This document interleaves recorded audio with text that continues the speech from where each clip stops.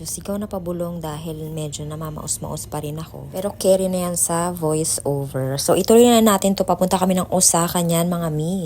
Kikitain ko yung pinsan ko from Canada. So nagpasyal lang sila dito sa Japan and it so happen na medyo malapit-lapit naman ang Osaka sa Nagoya. Ayoko na kasi silang papuntahin ng Nagoya kasi syempre it's too hassle since pupunta pa sila ng Cebu sa Pinas after netong travel nila sa Japan. O diba, sana wow. Sana wow. Sana all nakakapag-travel kahit saan. Medyo hindi ko bet yung boses ko ngayon. Medyo garalgal na para kung pilipit na bading. Gano'n. Pasensya na mga mi.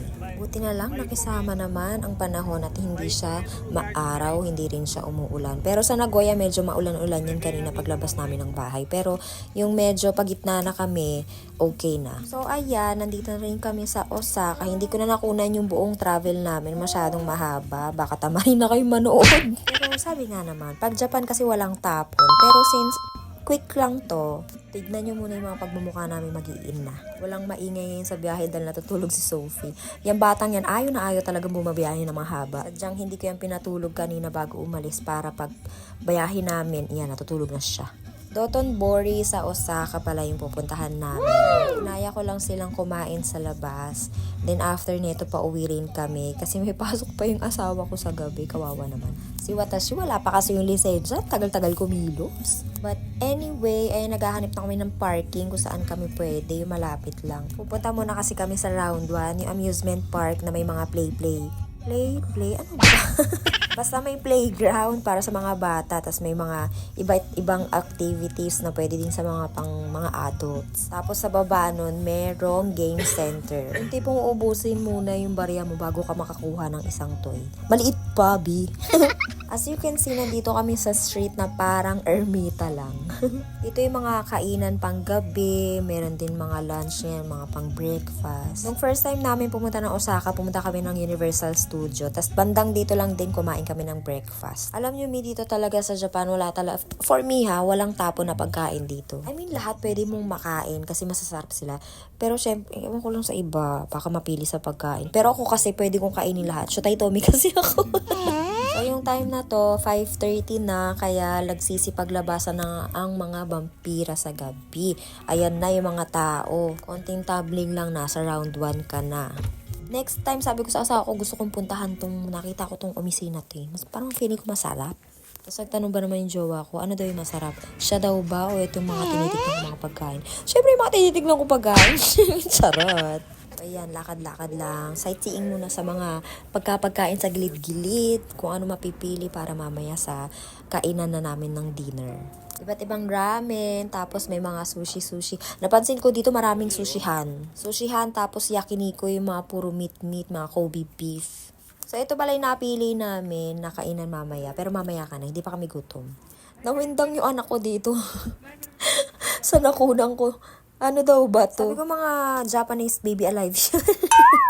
Mga sexy. Yung anak ko kasi naman sanay sa mga ganitong mga pangyayari.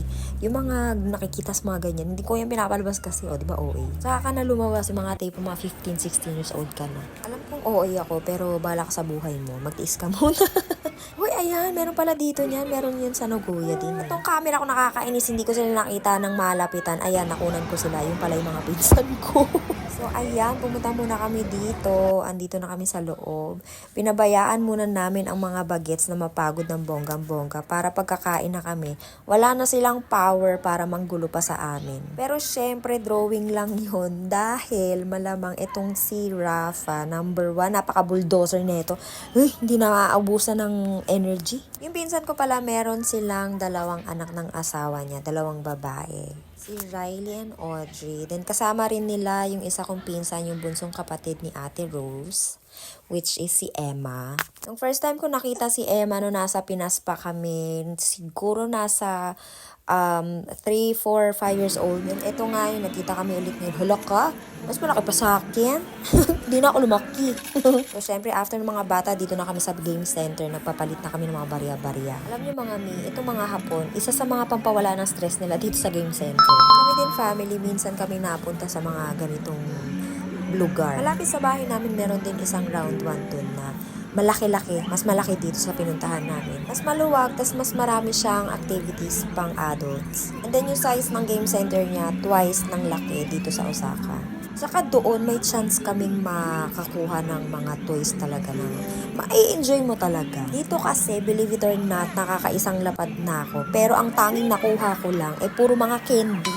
Pinag-initan ko na lang yung mga chips tsaka candy since hindi ako makakuha ng toys. Pero si Maria, yung 4,000 yen niya naubos, nakakuha lang siya ng siguro mga 6 pieces na maliliit na mga laruan. Yung maliliit na stuffed toys. Happy na siya dun. Siyempre happy na rin kami. Pag nakakuha ka kasi dito, kahit na hindi mo napapansin, napapagastos ka na ng marami. Basta makakuha ka lang ng isa, tontuwa ka na. Tapos ending, paglabas mo ng game center, naku, sana bumili lang ako sa store, mas mura pa. Pero, di ba? Diba, mas okay kasi yung ganito may thrill. Ito yung anak ni Melody ba yan? Hindi ko kilala. Basta anak siya ni Melody. Katabi ni Melody Ayan kamukha niya si Melody. Naggangangal-ngal na, nabuboring na siya, naiingayan na siya. Ayan, ito yung nakuha na ni Maria na mga toys, mga stuffed toys. Tapos dito na, pinag-initan ko yung pinag-initan ko yan kasi dyan lang ako may chance makakuha kahit pa isa-isa, tatlo. Then sa likod niyan, sa likod ng machine na yan, ganyan din. Tapos may mga chocolates. Doon nakakuha ko na marami-rami. Since hindi naman makakain ng mga anak ko yung marami kong nakuha, binigay ko na rin yung ibang mga chocolates tsaka chips dun sa pinsan ko, dun sa mga babies niya para pampasalubong din nila. So, after 90 minutes namin paglalaro, kasi may oras dito sa round 1 para mag-check-in ka 90 minutes. May mga oras na pagpipilian. Pinili namin kasi 90 minutes. So, ayan, dito na kami sa kakainan namin ng dinner. And merong isang hapon na lumabas dyan, sinasabi, the price is good, you should try it. Aba, noong nakita namin mahal. Pero sabi ko sa kanya, bakit? Meron kaming pambayad, huwag ka nga dyan. Charot. Siyempre, hindi ko sinabi yun sa utak lang. Kasi sa tono ng pananalita niya, parang iba. So, sabi naman ng asawa ko, halika na, pumasok na tayo. So, this is the Wagyu Rib Eye Yaki Shabu. Yakiniko na shabu-shabu yung style niya. Meron niyang sausawan na parang toyo na nilagyan ng kalamansi. Mas gusto ko dito yung peanut sauce. Mas masarap siya. So, si Rafa hindi talaga magpapahuli, makakulit lang. Ikot na yan, pumunta na yan sa ilalim ng lamesa. Nako, ewan ko ba dyan sa batang yan. Yung course pala na napili namin, 6,500 per head. And I can say na sulit-sulit yung kinain namin. Oh, that's my favorite! So, since wala kami masyadong video dahil more chika kami magpipinsan. So, ayan na lang, mga pictures na lang muna namin ang tignan yung mga sayang naman, konting oras lang kami nagsama nila ate. Pero, grabe ang enjoyment namin. And pati syempre yung mga bata. Hindi ko na-imagine na magkikita pa kami neto ni ate kasi sobrang layo namin, Japan to Canada. But definitely my next time dahil in-invite namin sila ulit. So, ciao!